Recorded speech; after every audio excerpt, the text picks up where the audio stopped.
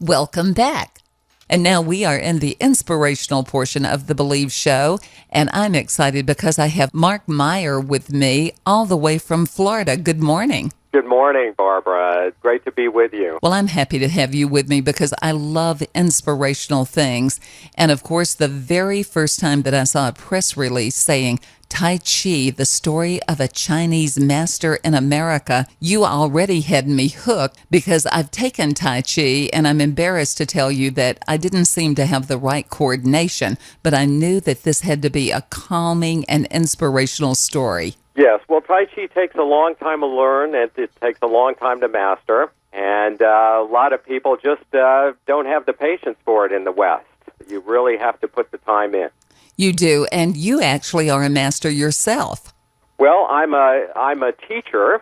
I started teaching Tai Chi shortly after I learned it. I took summer off to learn it, and it took me a long time to really grasp all the subtlety that I would be able to teach. And they say it takes, the Chinese say it takes 2 lifetimes to learn Tai Chi. I read that, and I thought that I was already well into the first one, and I wasn't doing very well, but I so respect it. It has such wonderful movement, and for our listeners, tell them what Tai Chi actually is. Well, once I started teaching Tai Chi, many people asked me questions about it. What is it? Is it a spiritual practice? Is it meditation? And one man even told me he thought it was esoteric. And that's where the seed of the idea to write a novel about Tai Chi came in, is I thought that if I could craft a family story around it with some interesting and memorable characters, that I could slip in some truths about it at the same time so people could really learn about it. And what Tai Chi is, basically, is it's a martial arts exercise that the Chinese turned into an exercise for health. And it's been practiced for some 4,000 years, and slowly but surely all these health attributes became attached to it, and people found out that their health was improving by practicing it. Before we really get into the novel that you wrote, I wanted to say that many of the Fortune 500 companies actually have put Tai Chi into their workplace to allow people to feel better mentally and physically. I've heard that, and I've heard a lot of companies. Now, the Chinese companies have been doing this for years. The Asian, Japanese, and Chinese companies have been incorporating martial arts and Qigong as a way just to take a break from the regular office routine and allow their employees to de-stress. Yes, we definitely all need it. You said that you decided that this was a way, writing the book, was a way of actually introducing some of the principles of Tai Chi into that novel so that people could possibly incorporate it into their lives or at least learn about it. Yes. Well, martial arts, when you start to study it, incorporates a lot of wonderful. It has a lot of wonderful attributes. In fact, if you read the Tao, it's all about becoming empty, and it's a whole different philosophy of life than Western culture is used to. And it incorporates a lot of those principles. Many people, as I said, are really trying to embrace the Eastern philosophies and also the exercises. Tell us a little bit about how you came up with the characters for your book. Well, my novel, Tai Chi, the Story of a Chinese Master in America, is about a Chinese martial arts master who moves to New York City in the mid-1960s. To open a Tai Chi school and reconnect with his Asian-American family in Chinatown. And in the process, he becomes a mentor to his 2 young nephews, both of whom are drawn into his adventures while he adapts to life in America. And the elder nephew, who narrates the story, recalls a hectic period of his life growing up in New York City with a master and a student. And the novel was inspired by accounts of Grandmaster Chen Manqing and his American students in New York. Now, let me give you a little bit of background about Chen Manqing. He was a Chinese Tai Chi master who brought his art from mainland China to New York City in the 1960s. and opened a school in New York City. And the stories I read about him through other people's books provided inspiration for me to write this fiction novel. There's a lot of judgment about people in America. We say that there is supposed to be no class distinction. In fact, many people left Britain to come over here because they wanted to not have those different classes. But we see people and the way they dress and the way they behave, and we make a judgment when, in fact, in your book, we learn a lot about judgment. Yes, we do have a tendency to do that. That's true. We tend to make snap judgments based on the way people are dressed and so forth. That's very true. You do many things. You are a pianist, and you also work with some very prominent jazz and pop musicians, and yet you flip your life in another way because music bathes the soul, and you do this exercise. How were you able to take what you do in music, for example, and incorporate it into the book as well? Is there flavors of that you meant to incorporate in the book? Well, the interesting thing with Tai Chi and music is Tai Chi has its sort of form of inner music that you're practicing too. And a lot of people do like to practice Tai Chi with music accompanying it. But I like to practice it in silence because I feel that it has its own inner music. And as far as it relates to my practice of music, it seems to deepen my concentration and allow me to focus more when I play. Normally, people that do music are really inspired by music. They go deep, I think, in listening to the sounds. But the sounds of silence really do make a difference in one's life. And that is one of the things that I see running, or a thread that runs throughout the entire book, because we're thinking of the martial arts practices of yesteryear. Right, exactly. And it's often said when you're composing music and when you're playing music that it's the spaces between the notes that really create the music. The nephew is able to learn many things through the Tai Chi principles. What are some of those principles? Well, patience, I think. The Master Kuo embodies these principles and imparts them very subtly by example. And the first time that we see him sort of impart that, or the first example that we see of the Master Uncle Kuo's behavior, is in the beginning chapter of the book, where his nephews hear that he was a famous martial artist in China. And as he arrives off the boat, the customs agent treats him rather rudely and belligerently, but he remains humble and keeps his cool in dealing with this situation. And this is how his nephews learn their first lesson about him. The very fact that he dressed meagerly with just an overcoat, not worrying about how other people saw him, teaches you a lesson right off the bat as well. Exactly. Well, this is natural for him. This is not something unusual for him. This is just the way he dresses. And he's not a pompous type guy in any way, shape, or form. He's not a show-off. He's not a fancy dresser. He just dresses in the way that is natural and comfortable and traditional for him in the Chinese way. But it also shows the absence of ego. That's absolutely correct. He is an educated guy, which in China at that time, being a martial artist, a lot of martial artists were not very educated. And he is an educated guy, and not only that, he was rumored to be the bodyguard of Madame Chiang Kai-shek. And so he is also a government official, but he doesn't come off that way. He doesn't come off with any airs or anything like that. Definitely, he does not. And I think that is a really big lesson for a lot of people. My mother was one that used to say to us that there ain't no sense in looking poor and being poor at the same time. And, you know, people judge you by what you put on. And if you are talented in throwing things together, a lot of people are surprised because they do judge the book by the cover.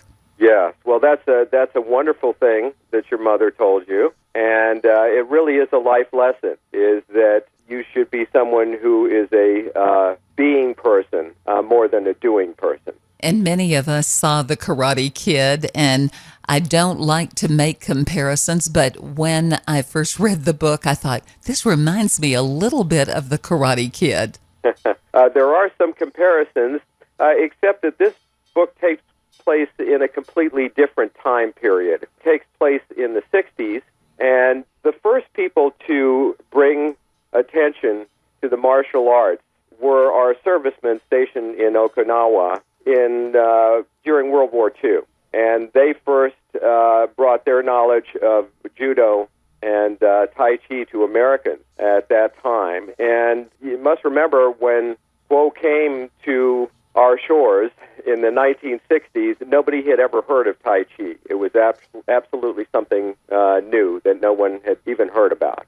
And, it's funny that it's set in the 60s because that was a time of revolution, spiritual revolution, as well as other types of revolution. We were all looking for nirvana. Exactly. Well, this is kind of where the master trades one cultural revolution for another, is that he flees the cultural revolution in China where martial arts are actually outlawed. It's against the law to practice martial arts at that time, during Mao's time. And he makes his home in the United States where the hippie movement is in full swing. And it's a completely different type of cultural revolution that he faces. There's a passage in the book where he says he looks out, sea of beads and beards, and wonder if he's getting through to them. I love that. And, there's culture shock when we leave our regular homeland and we come to another place. And that it had to be culture shock. How did you write that from the point of view of the nephew?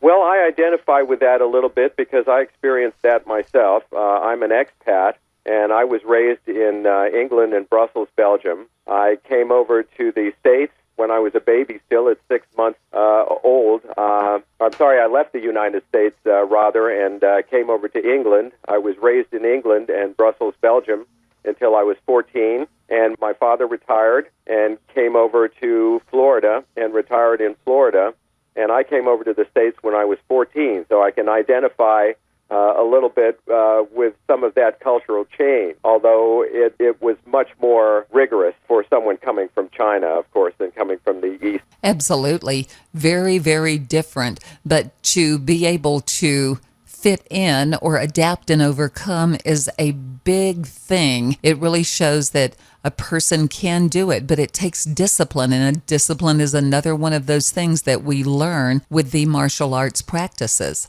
Yes, that certainly comes into it.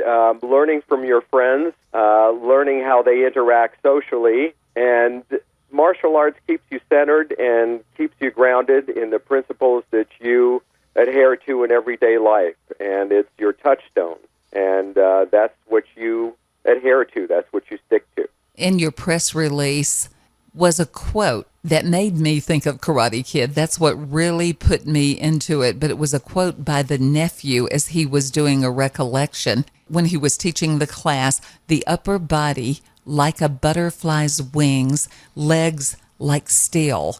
I had a visual of that. It was just amazing. You could almost compare that to the wax on, wax off statement that the teacher is making in the Karate Kid. It's just a method, again, how to comport yourself in that style of martial art is you want to be soft. Your upper body wants to be soft and pliable, and the legs want to be strong so that you're very, very centered and that your center of gravity can't be disrupted. But they compare Tai Chi from a martial standpoint to a swinging gait or a broken gait where you press on one side of the gate and the other side comes around to hit you in the rear end. And that was exactly what I was thinking about the wax on, wax off, because even recently we had an entertainment in this area where we had some Bollywood dancers come, and they were showing you how to make certain moves, and it also reminded you of the Karate Kid. Then on top of it, recently I was in a physical therapy setting, and I watched someone as they were trying to get healthy again, and they were on a ball and then on another apparatus where they were trying to balance, almost like the crane. That's very interesting. Tai Chi teaches you how to retain your balance basically on one foot, and the movement of Tai Chi is going, basically placing the weight on one foot fully and then transferring it to another foot fully. And they call the movement they refer to as moving like a string of pearls. In other words, we teach you the postures, and then you make the transition from one posture to the next posture, almost as if each posture was a pearl that you're making a transition into.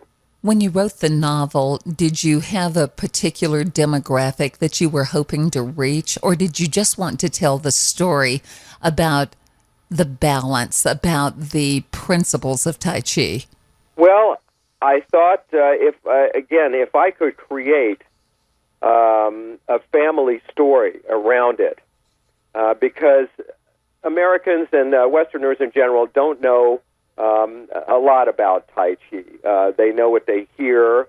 They hear like sort of little bits of things, and lots of it don't make any sense. Whereas if you say yoga to somebody, they almost know exactly what it is. But Tai Chi is a little bit more obscure, and it's a little bit more mystical, and that's what I like about it. And I wanted to craft a family story around it. Basically, this is not a Tai Chi textbook, but a family story, and that's what I want to emphasize. It's an enjoyable family story, and my girlfriend calls it Kung Fu meets Laura Ingalls Wilder, because it's really centered around this Chinese family, and they have a wonderful relationship with each other, and Tai Chi is sort of the nucleus that keeps all of that together.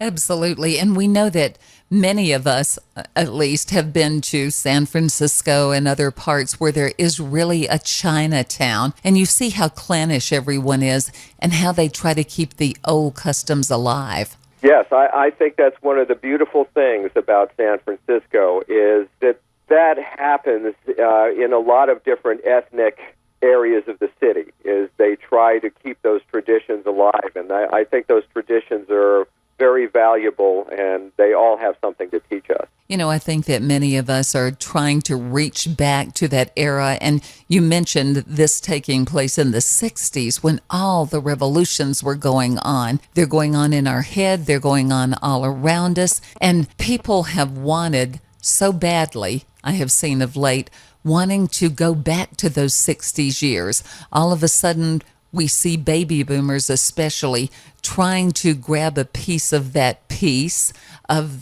tradition, of that spirit of change, but also to incorporate the spiritual, which is what it was all about. Mm-hmm. I think people have a longing in this day and age to go back to where life was more simplistic. We really got so much out of enjoying the small things in life. And I know that Van Cliburn, who is one of my favorite pianists, always said that mundane things thrill me to death.